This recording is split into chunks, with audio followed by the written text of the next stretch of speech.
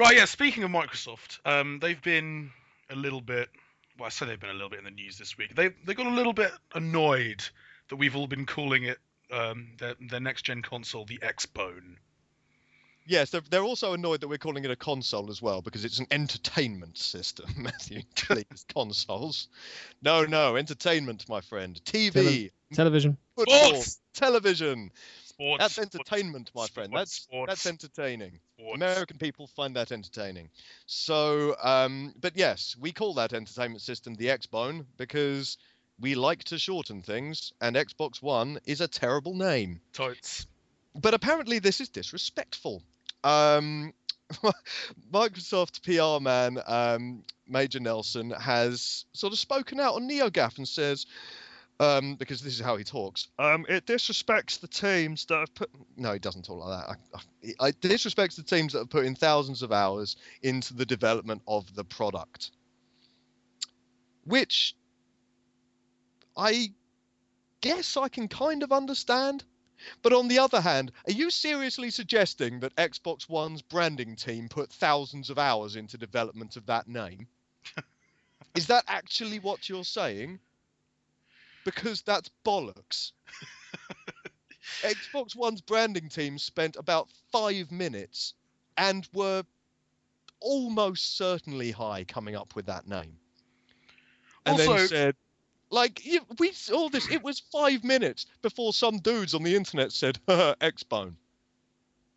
And it's also easier to say, and it's a more fun word to say. And it makes as much sense as Xbox One. Also, I'd like to also point out that yes, there are Microsoft employees that have spent thousands of hours developing this product, this entertainment system, this Xbone. But Microsoft themselves were quite happy to shit all over a good chunk of those hours by making several key U-turns. Yeah. Just flipping the switch. So I'm not entirely sure where Major Nelson's coming from on this, because it's kind of like, well, you set the precedent, Microsoft. You did all this hard work, and then kind of farted it into the wind. And now you're criticizing us. Yeah, so we're going to call it Xbone for a bit longer. And you're going to have to deal with it. And they have dealt with it because they bought the domain. Because let's face it, someone was gonna. So, yeah, Microsoft now owns xbone.com, which means that if we are still calling this in a year's time, they can actually roll that out as a website. Well, Xbone as a brand. I think their purchase of the domain actually legitimizes the Xbone name. I think it does, absolutely. You've got Xbone, and then that can go over to you can have the Xphone range, and yeah, Xbone. Xbone. Like, Xbone and Xphone. Yeah, the X dog and bone. I was going to say they can just expand into like dog toys. That sounds like a pub. Frankly, you can match it up with the Call of Duty dog Riley. You know, they've got the sponsorship there. You know, the partnership is already there. Xbone sponsored by Riley. You know, they could have like a Saturday morning cartoon, all there. And you're welcome, Microsoft, for all these wonderful ideas, which I'm sure the internet will turn into wonderful memes. Yep, crime fighters. That's what it writes itself. Frankly, it writes itself. Oh, Microsoft. Thing is, if Microsoft, you know what, if the Xbox One had come out at the start and been awesome, and hadn't been a laughing stock, we probably wouldn't have called it the Xbone, because we would have been like, fuck yeah, Xbox One! Yeah, yes! Also, if they'd have given it a decent name, we wouldn't have been doing that either. Probably, yeah. I don't know. If it had been cool, I'd have called it the XO, because, you know, that sounds awesome. Apparently, in its prototype stage, also XO is brilliant. Yeah, right. Oh, goddamn. XO. But it's not, it's the Xbone. So anyway. I've been watching, I was going to say, I've been watching a lot of Battlestar Galactica recently again. Fuck yeah. XO. In prototype, it was called the Microsoft Entertainment Actuator. I want that. I want it to actuate my entertainment. Actuate this. Actuate this. Actuate this, Nintendo and Sony. Yeah. I'm not even sure what that even means. Well, are you sure what Xbox One means? I'm sure what Xbone means. That's why it's a fantastic brand.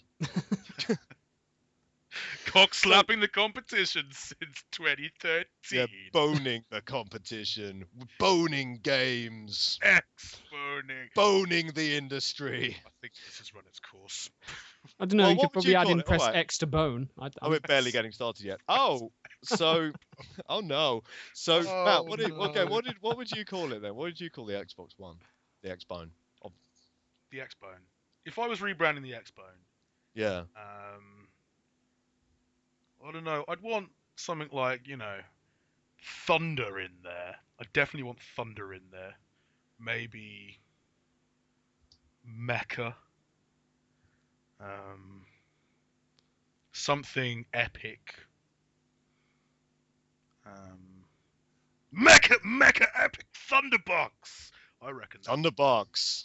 Thunderbox. Nice. Thunderbox. Thunderbox X with Because the capital X. I look at the PC specialist market, right? Mm-hmm. They have some ridiculously awesome names. Also neon lights, and they play into that sort of teenage ridiculous fantasy. It's so great. Well, you're suggesting that perhaps Razer's branding team should have been brought in at this stage. The same team who named a mouse mat the Goliathus. Yes. Now that would have been an awesome name. Yeah. The Microsoft Goliath. No, but it's already taken. It's like the Titanicus. It's pretty big, actually. Titanicus. That could work. Yeah. Mm. Yeah, but you can't call a new console launch the Titanic. Yeah, That's just gonna go that would downhill. arguably be a worse name. We've already put more work into this brainstorming stage than Microsoft did throughout the process, though. No, they had thousands of hours. Yeah, their developers were working for thousands of hours on getting that family sharing ready. Like the Switch. Flick that Switch, baby.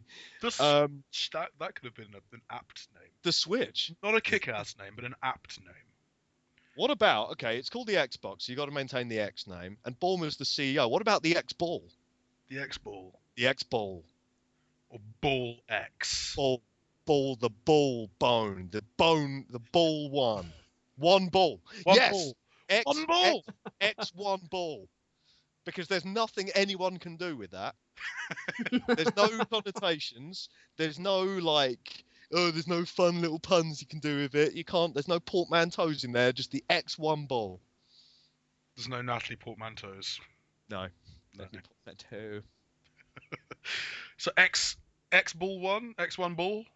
Yeah, X ball. What? X ball one. That sounds like a presidential right? X ball one. But of course, now Bournemouth left. That wouldn't make any sense. So we'd have to call it X Spence 1. No. Yep. Well, we can iterate on this. I mean, Microsoft's got plenty of time to change a bunch of stuff still before November. They could have got, I don't know, Connectainment. There we go. Connectainment. The Connectainment. That's a Natalie portmanteau. That's going. I know. I was purposely doing it. Going in the box. Right next to Levolution. It could be right there. You drive a town. Do you know what? There were rumors coming about that the Xbox was going to be called Xbox Infinity. I reckon that would have been pretty cool. Also, in my dreams, it would have come in the form of an infinity symbol that could have doubled as a Scalextrics track. Are you suggesting an actual massive Mobius strip? Yes. With all the hardware inexplicably packed into it. Yeah. No, you buy a box. That'd be There's great. just singularity inside of it. That would also be great. And if it was spherical, you could still call it the X Ball 1. We're running out of time. Sony's about to hit their release date. Oh my god, deploy Xball 1! Well, they called it Xbox One. I mean, Xbox One. Oh. Either way, yes, it is respectful, Microsoft, but you deserved it. And you still deserve it a little bit. Mm-hmm. If your entertainment system comes out and it rocks, we'll start calling it something respectful. Let's do that. Yeah. If it does well, we'll call it the XO. Yeah, yep. The XO. Otherwise, it's Xbone. Mm-hmm. Them's the breaks. Xbone until proven XO. No. Yeah. Yes. If Rise proves as boneheaded as it kind of looks. Uh-huh. Yeah, see what I did? Oh. Then those layers. Xbone. And yes. Layers indeed. Layers. That's So like us. I think that's a nice place to sort of end this week. You know, With an ultimatum. Yeah, an ultimatum. The Xbone deal breaker. Like, yeah. Yep. Microsoft, justify this respect. Justify your this respect. respect. Justify. Justify your ball. Yes. Deploy Xball 1. I want that. You see, and then they could have, like, for the adverts, they could have done like a fucking Thunderbirds intro. 5, 4, 3, yes, 2, 1. What Xball 1 is go. What episode of Thunderbirds have you been watching? Jesus. No, we're ending this right now on that bombshell. Thanks for listening. Whoa, wait. No, there's still news. Quick, roll the music. We've still got a podcast to do.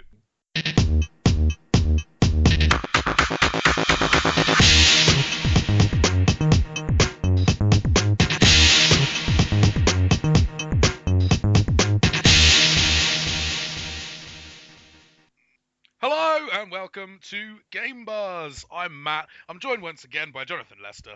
Bonjour. And by Carl Phillips. Jacques Cousteau. And Jacques Cousteau. Yes, actually, this podcast is going to have a very fresh feel to it. You see what you've done now? Setting me off. Ha ha. Alors, shall we crack on? Been in Paris past week, checking out some new Ubisoft stuff.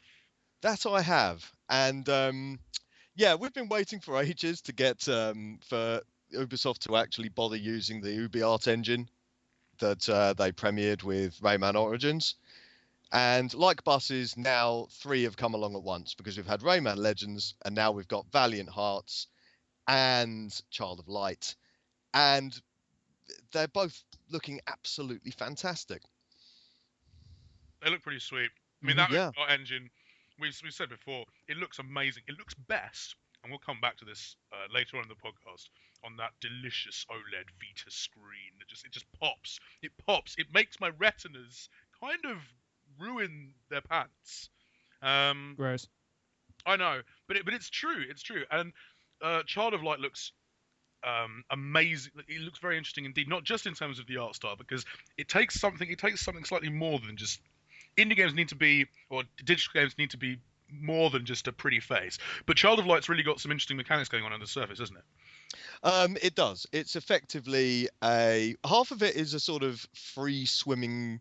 I say swimming because you kind of float around. It's almost a bit like kind of Echo the Dolphin in terms of sort of not quite platforming. You float around the levels. It's all about exploration and seeking out hidden secrets and just generally reveling in the whimsical yet slightly twisted beauty of everything. While you're doing that, your little mate who controls Navi basically, but a Navi that doesn't talk, floats, i.e. best Navi ever, floats around and independently of you and collects items and can sort of grief enemies. There's a lot of fun co-op in there, and you can switch between both characters and use light and shadows to solve a selection of puzzles. It's really exciting. And then that's when most indie games would end, or most boutique titles would end. And then Child of Light goes, actually, I've got a really strong active time battle system in here as well. So whenever you enter combat with an enemy, you're suddenly thrown into like absolutely gorgeous, exquisite tactical combat. It's lovely. That sounds pretty lovely. It is. On the other hand, it has been described as an interactive poem, because this is from the same guy who designed Far Cry 3. And he's effectively, I think, wanted to do something totally different. And so he's described this as a sort of interactive poem. And I don't know if it is going to be an interactive poem, because currently characters just talk in rhyme, and I don't know if that is what an interactive poem actually is. But then again, I'm not sure if I have played an interactive poem, perhaps apart from Dear Esther. So we'll find out if it can actually do that. What else did you see in France? Because I mean, there's something coming that I feel may actually be potentially the best video any of us have ever made, ever. Oh yeah, well I've got some Yeah, I think you're probably talking about Valiant Hearts, the game using the UbiArt framework, No, 2D puzzle game set during the Great War. no, I wasn't talking about that. But That you game can tell us especially. about that. Well, you see, that game especially. It is how it sounds. It's a 2D puzzle game. That plays a little bit like, say, in mechanics wise, it shares a lot in common with perhaps Limbo in the Cave.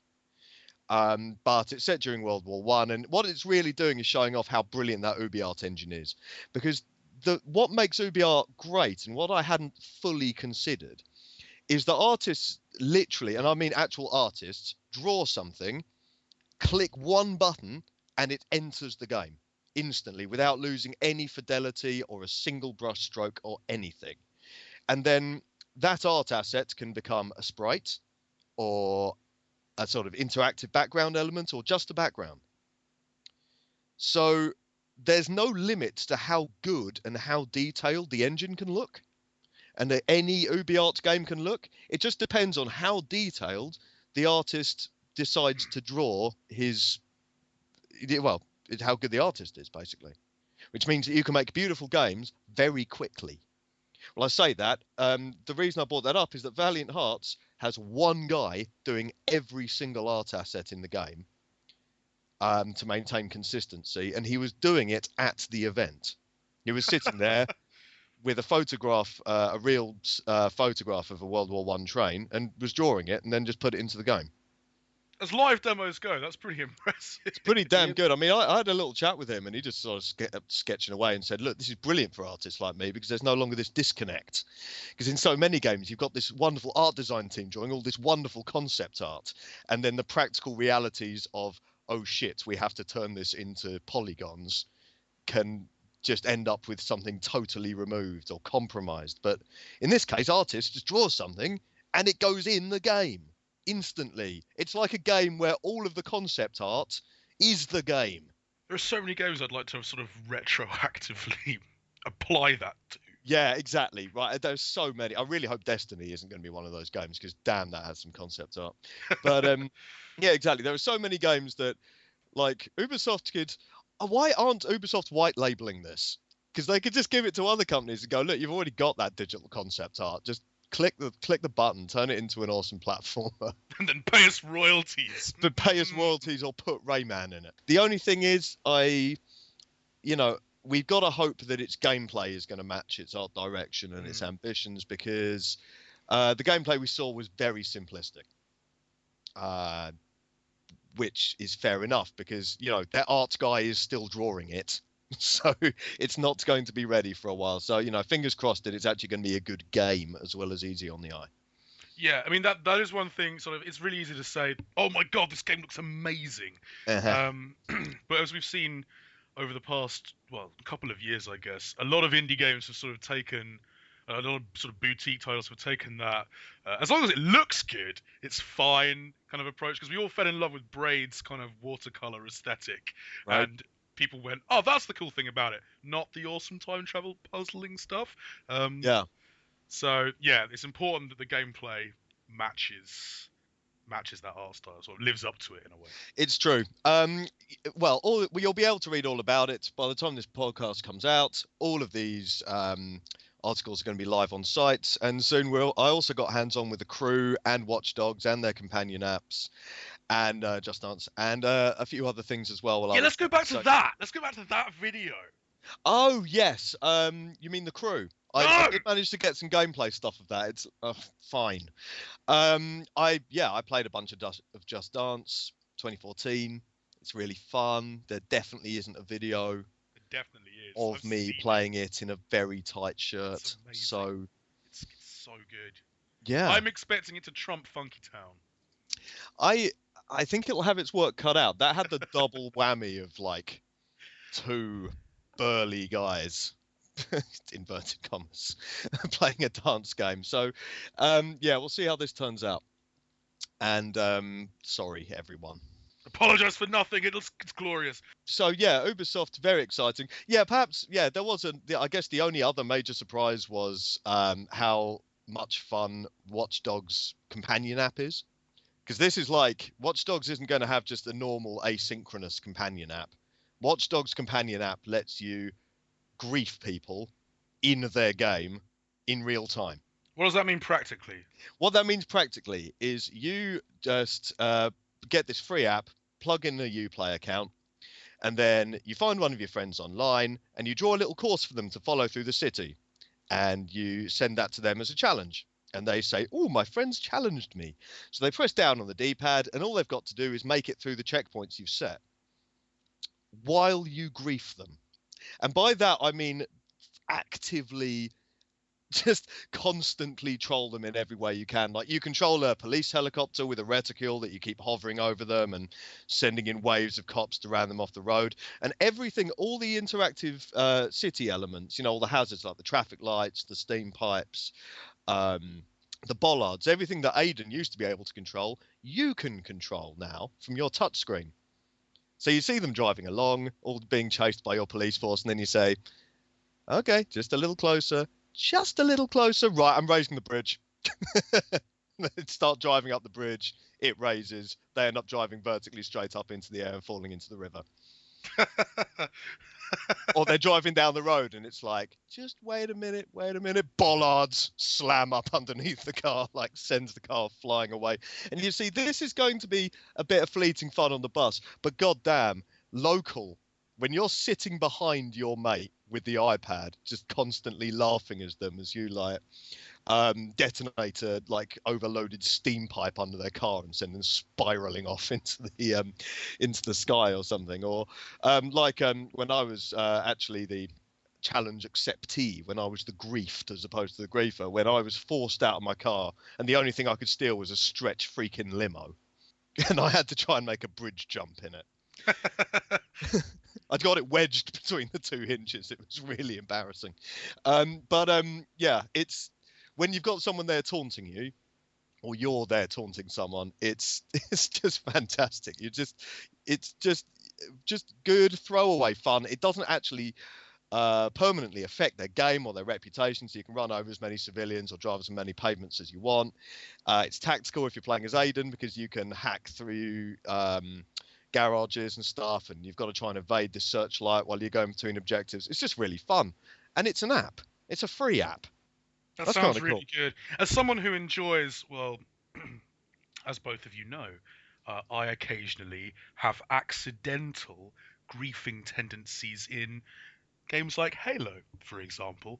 This is going to be lovely. I'm really looking forward to this. This sounds amazing. We're probably going to have to make several playthrough videos of this just for the anarchy. I'm going to be cackling like an evil genius while stroking my iPad. It's going to be great. I really like the idea of that. It's good. It works really well. I mean, the Division's going to be the one that really ramps things up for amps, let's face it, for apps. But Watch Dogs 1 is really fun and dumb and really fun. I want to see more of that as well. Like, Ubisoft have done fairly well sort of leveraging systemic elements in their games to maximize fun in in terms of sort of multiplayer or extra stuff. So yeah, more of that. And Watch Dogs is a game bristling with systemic elements. Like, yes, more of this. This is amazing. This is good. Push it. Push it real good. Push it real good. Should we move away from Ubisoft and have a look at... Yeah, because I've been running my mouth for about 90 minutes so far. Let's talk about Sony, who held a massive press conference a week or two ahead of TGS to announce a whole bunch of actually really exciting things that we don't know if they're coming west yet. Things like Vita TV, which is taking the fight to the sort of micro console market, sort of, the Ouya, the Game Stick, Project Mojo, and looks really interesting. And I kind of want one. I'm not entirely sure why I want one yet, but I do. I'm more interested in the streaming capabilities, to be honest. With the whole thing of being able to stream a PS4 to it, so you can be playing it in a different room to where it actually is. Because it's kind of like, in a way, almost aiming at the Steam box sort of thing as well. And it's cheap. Well, it translates as being cheap from the yen, but we'll probably have another £50 billion put on top of it because, tax. But I suppose the only thing that I'm interested in is being able to stream my current Vita to the Vita TV so I can play the stuff on my television. but they haven't confirmed whether we're going to be able to do that yet or not. Yeah, because it almost seems as if like the Vita TV itself is sort of marketed to people who actually kind of like the idea of Vita games, but would prefer to play them in a sort of home console environment. So in that respect, it's kind of marketed to people who don't have a Vita. Yeah. And they haven't said anything about what it'd be able to do if you do have a Vita, which would be awesome. And presumably, hopefully, yeah, you'd be able to just stream stuff to it. Because one of the big issues, of course, has been that the Vita TV is compatible with the DualShock 3 and therefore loses that touch aspect. But obviously, if you're streaming to it from a Vita, you'd have the Vita. Yeah. But also the big screen. So yeah, we definitely need more info on that. But I think a lot of people have looked at it because we've had a number of comments on the site, people just saying, I don't really play sort of portable games, but I would probably play this. And I suppose because like you look at the micro console sector and it's heavily predicated on at the moment Android games and the Android marketplace, but the PSN is a robust marketplace, and with more and more indie games finding a home on Vita, that's very exciting. I just hope it comes west. Oh, absolutely, because yeah, they haven't actually confirmed that yet. So no, and it's got a lower price point as well, which is we love lower price points. Mm-hmm. And yeah, more streaming. Are you excited about Vita TV, John? For me, handheld games, the best handheld games work because they're designed to be played and viewed on their specific platform. If I don't want to play handheld games on a big screen. If I'm in a position where I want to play a game on a big screen, I'll play a console game on a big screen. I'd be excited to see what it can do streaming wise. Especially if it can get Gaikai on it. Ooh. That's a thing I'd want. Like that's a thing I would buy immediately. And if they can get PS Mobile on it as well, that might be fun. Well, that'll be on there, won't there, because of the Vita? Exactly, there'll be TV on it. But remember, a lot of those games require touch inputs, and a lot of the first parties that also require touch inputs aren't making it on. So it's going to be. I'd assume they would put it on there so they can properly square off against the Android micro consoles on that sort of turf. I'd assume they would. But yeah, I'd need some more details before I can in any way get excited about this. The only thing I know is that it looks freaking cool. It does. It's all like sleek and albino. Well, it looks like Apple TV, but like better. Yeah, I mean it's interesting. It's interesting to see Sony's priorities because they're starting to. They've flipped a little bit because by far one of the most interesting announcements from that presser was that Japan's not getting the PS4 until next year. They're getting all this Vita stuff that we're not, but they're not actually getting the PS4 until next February. It's almost as if Sony's priorities in terms of sort of like the home console market have almost shifted, probably because they know they've kind of got Japan pretty much tied up. That 3 months aren't going to make much of a difference, really. You'd hope. The very simple reason why Sony have done this is, if you look at that selection of launch titles, there's nothing for the Japanese market there. No. That's why they've done it. Because A, they can release it whenever they want, and Japan is their lead territory, it will get bought. But there's no games. I mean, a Killzone sequel as one of their flagship titles, that's not going to play. In terms of driving games, most consumers are going to buy GT6 as opposed to Drive Club. And because one's a fantastic simulation from a Japanese developer, and one is a first-person car. I haven't quite it's just another driving game that isn't GT6. So apart from then a bunch of indie games, I mean, why? They need to really lock down a few more enticing titles for that market.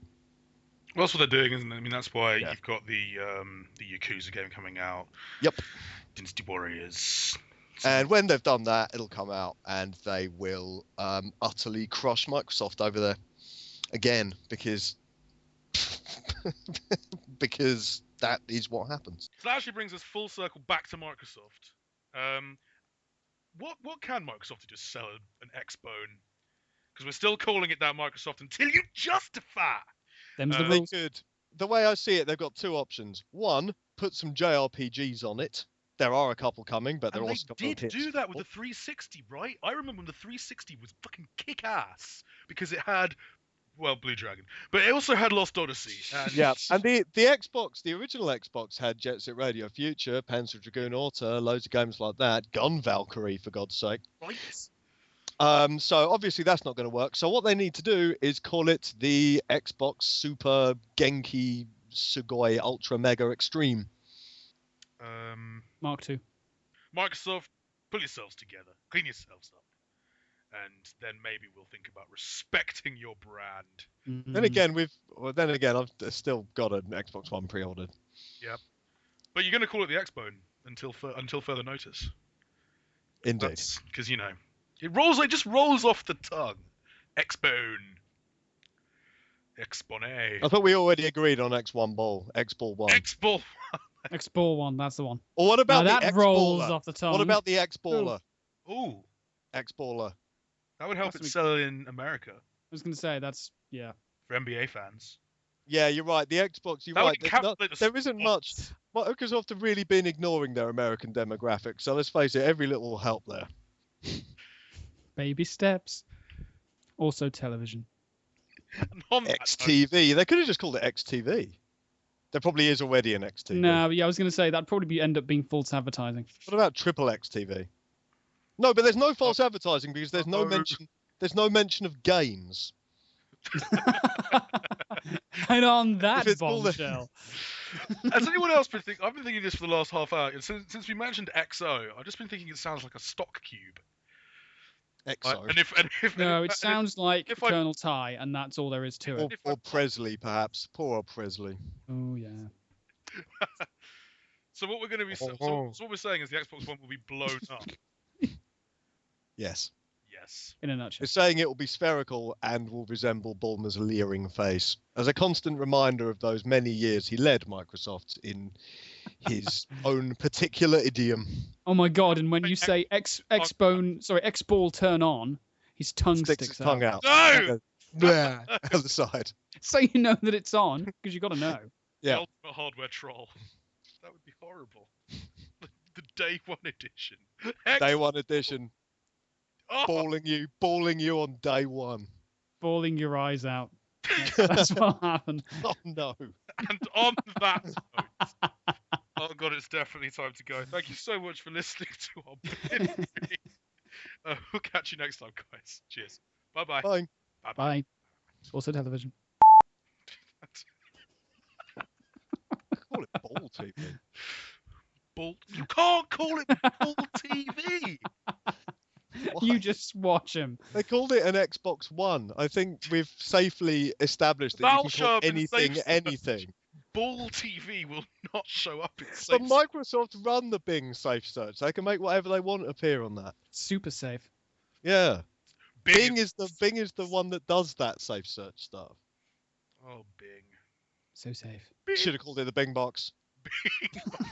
Bing box. The X-Bing. X-Bing. X-Bing. Bing TV. They should have called it Bing TV. Yeah, that's what they should have done. Bing TV. What? That sounds like one of those late night channels you find Super Casino on. I think that's the only route they can go. Late night TV. Bing TV. Presented by a drunken, sweaty Major Nelson who's fallen on hard times. Nursing a scotch in this rundown strip club. Or being that got dark quickly. That escalated quickly. And that's how you do an ending. They could have gone like for a sort of like a gentler demographic and said that the X was a kiss. Oh. No, stuff gets weird there. Stuff gets weird. You mean it hasn't already? No, so they're going to call it the Mwah box. Mwah box. Mwah box. Yeah. You have to kiss it to turn it on. The Jizzy Wizzy box. You got to kiss it to turn it on. That's kiss my box. That's make it phrasing. What? What's wrong with you? You make it weird. I was going to say, Matt.